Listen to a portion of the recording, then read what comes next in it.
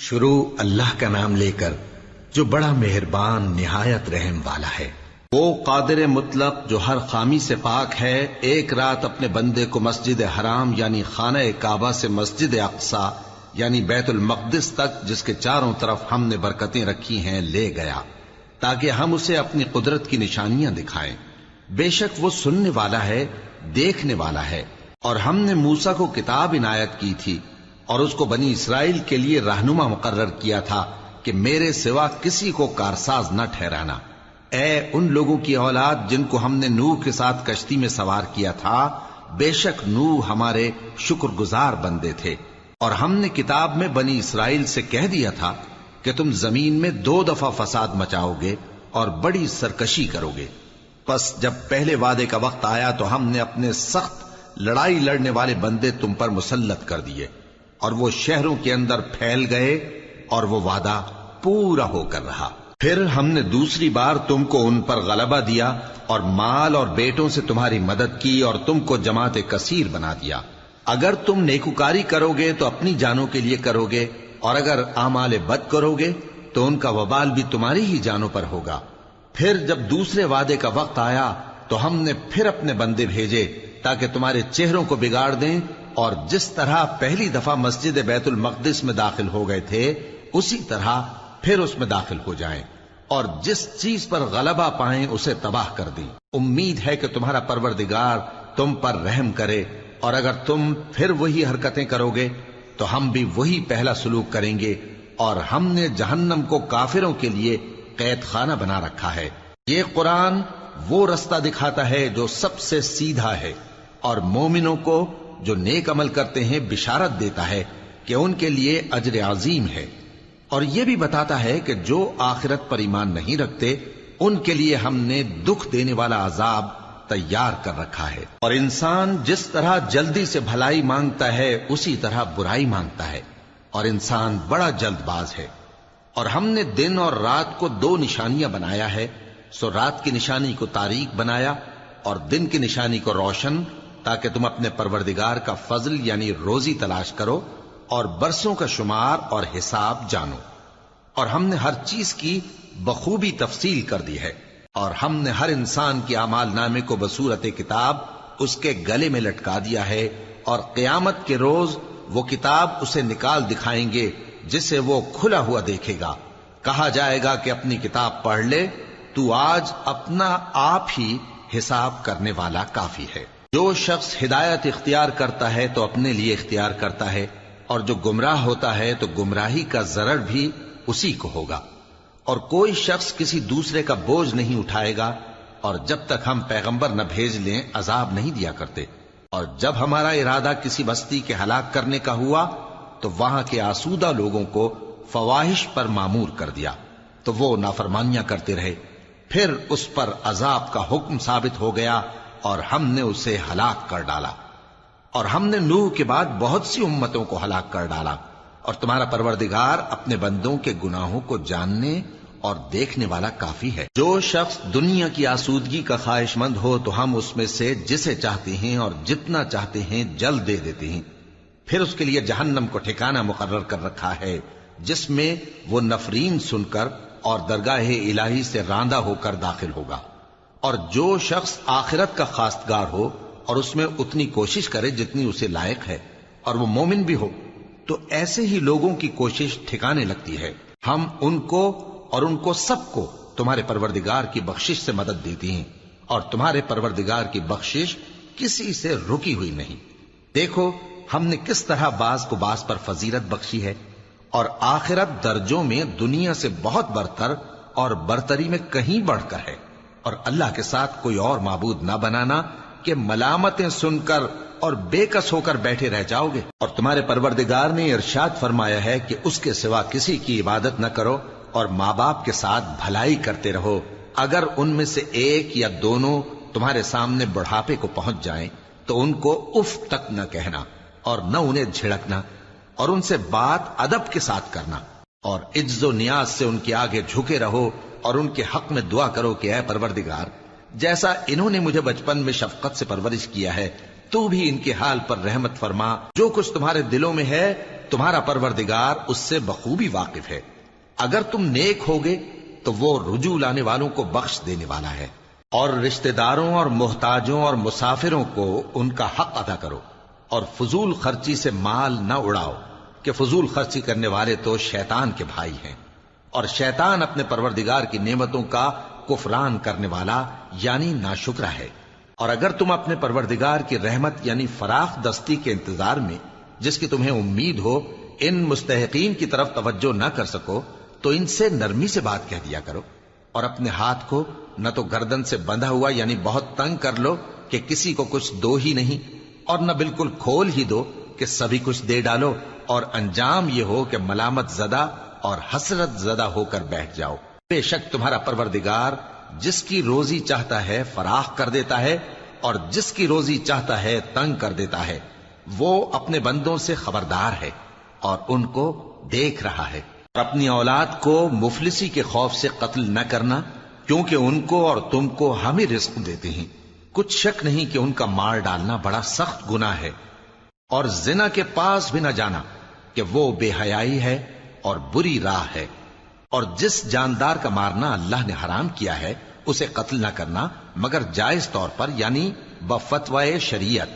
اور جو شخص ظلم سے قتل کیا جائے، ہم نے اس کے وارث کو اختیار دیا ہے کہ ظالم قاتل سے بدلہ لے، تو اس کو چاہیے کہ قتل کے قصاص میں زیادتی نہ کرے، کہ وہ منصور و فتح یاب ہے۔ اور یتیم کے مال کے پاس بھی نہ پھٹکنا مگر ایسے طریق سے کہ بہت بہتر ہو، یہاں تک کہ وہ جوانی کو پہنچ جائے۔ اور عہد کو پورا کرو، کہ عہد کے بارے میں ضرور پرسش ہوگی۔ اور جب کوئی چیز ناپ کر دینے لگو تو پیمانہ پورا بھرا کرو، اور جب تول کر دو تو ترازو سیدھی رکھ کر تولا کرو۔ یہ بہت اچھی بات اور انجام کے لحاظ سے بھی بہت بہتر ہے۔ اور اے بندے، جس چیز کا تجھے علم نہیں اس کے پیچھے نہ پڑ، کہ کان اور آنکھ اور دل ان سب اعضاء کے بارے میں ضرور باز پرس ہوگی۔ اور زمین پر اکڑ کر اور تن کر مت چل، کہ تو زمین کو پھاڑ تو نہیں ڈالے گا، اور نہ لمبا ہو کر پہاڑوں کی چوٹی تک پہنچ جائے گا۔ ان سب عادتوں کی برائی تیرے پروردگار کے نزدیک بہت ناپسند ہے۔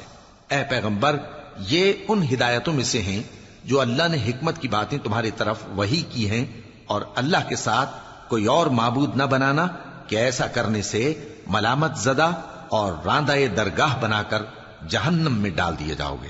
مشرکو، کیا تمہارے پروردگار نے تم کو تو لڑکے دیے اور اپنے لیے فرشتوں کو بیٹیاں بنایا؟ کچھ شک نہیں کہ یہ تم بڑی نامعقول بات کہتے ہو۔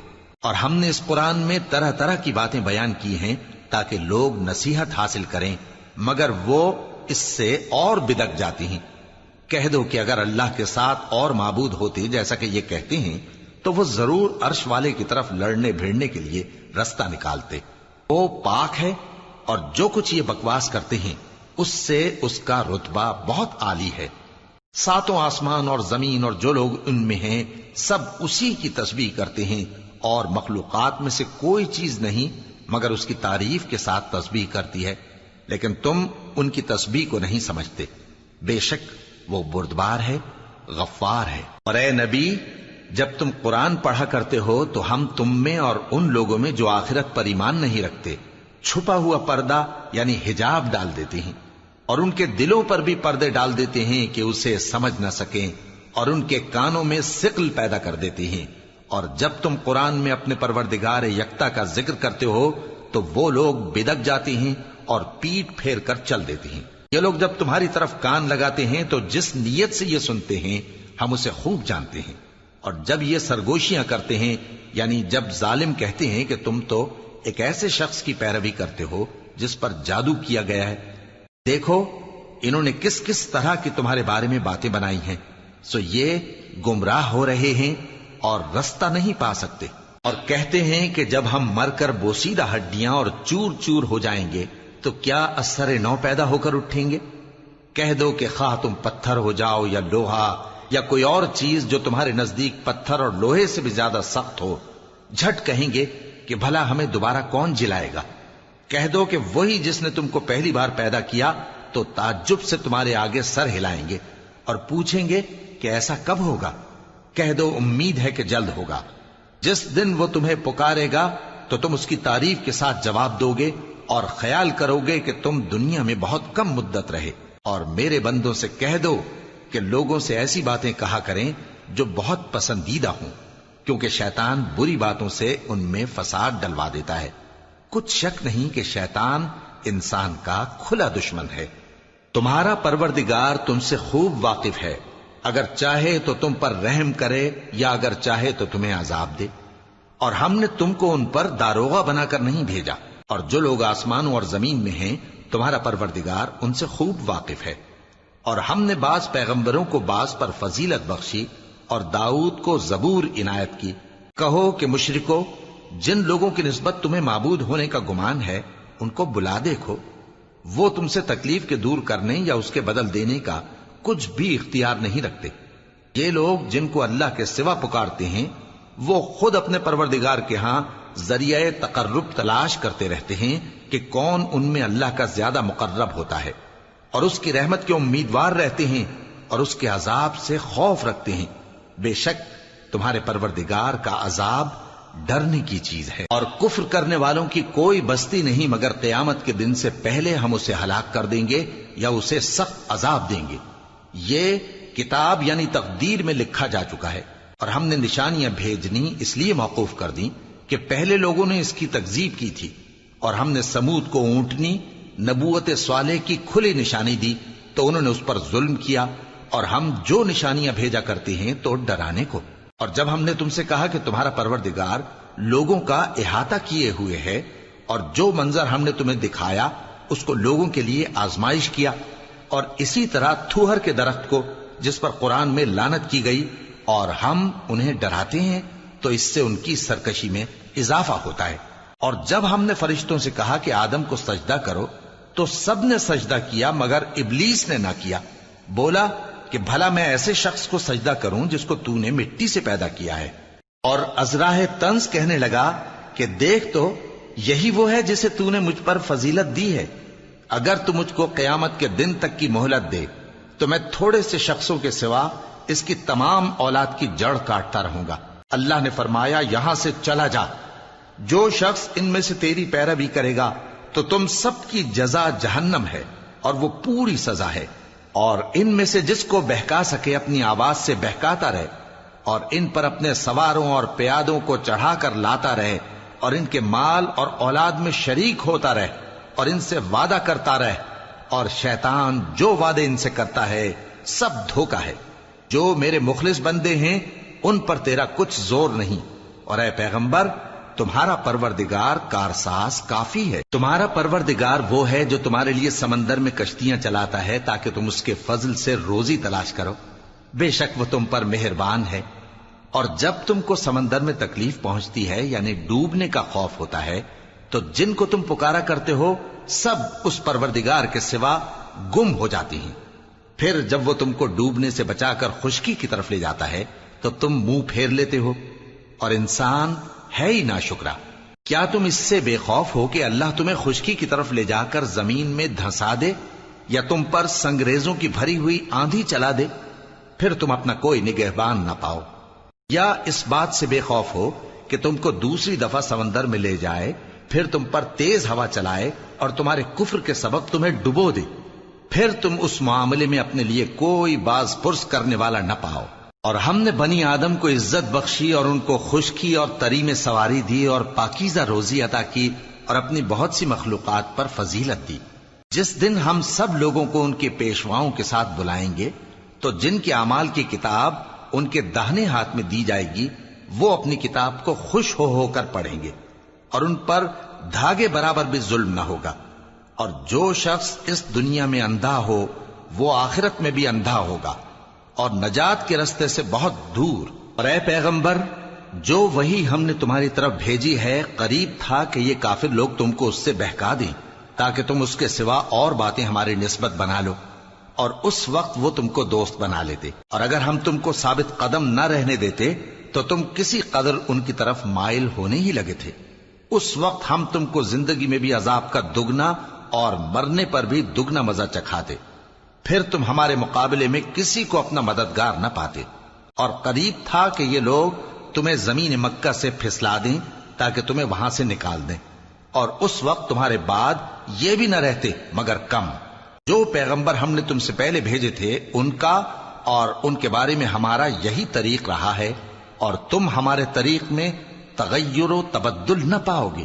اے محمد صلی اللہ علیہ وآلہ وسلم، سورج کے ڈھلنے سے رات کے اندھیرے تک ظہر، عصر، مغرب، عشاء کی نمازیں اور صبح کو قرآن پڑھا کرو، کیونکہ صبح کے وقت قرآن کا پڑھنا فرشتوں کی حاضری کا موقع ہوتا ہے، اور بعض حصہ شب میں بیدار ہوا کرو اور تہجد کی نماز پڑھا کرو۔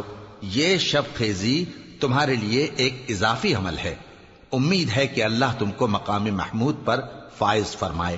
اور کہو کہ اے پروردگار، مجھے مدینے میں اچھی طرح داخل کیجو اور مکے سے اچھی طرح نکالیو، اور اپنے ہاں سے زور و قوت کو میرا مددگار بنائیو، اور کہہ دو کہ حق آ گیا اور باطل نابود ہو گیا، بے شک باطل نابود ہونے والا ہے۔ اور ہم قرآن میں وہ چیز نازل کرتے ہیں جو مومنوں کے لیے شفا اور رحمت ہے، اور ظالموں کے حق میں تو اس سے نقصان ہی بڑھتا ہے۔ اور جب ہم انسان کو نعمت بخشتے ہیں تو روح گرداں ہو جاتا ہے اور پہلو پھیر لیتا ہے، اور جب اسے سختی پہنچتی ہے تو نا امید ہو جاتا ہے۔ کہہ دو کہ ہر شخص اپنے طریق کے مطابق عمل کرتا ہے، سو تمہارا پروردگار اس شخص سے خوب واقف ہے جو سب سے زیادہ سیدھے رستے پر ہے۔ اور تم سے روح کے بارے میں سوال کرتے ہیں، کہہ دو کہ وہ میرے پروردگار کا ایک حکم ہے، اور تم لوگوں کو بہت ہی کم علم دیا گیا ہے۔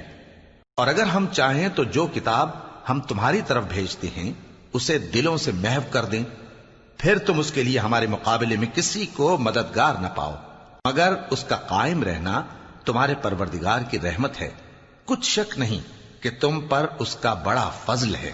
کہہ دو کہ اگر انسان اور جن اس بات پر مجتمع ہوں کہ اس قرآن جیسا بنا لائیں تو اس جیسا نہ لا سکیں گے، اگرچہ وہ ایک دوسرے کے مددگار ہوں۔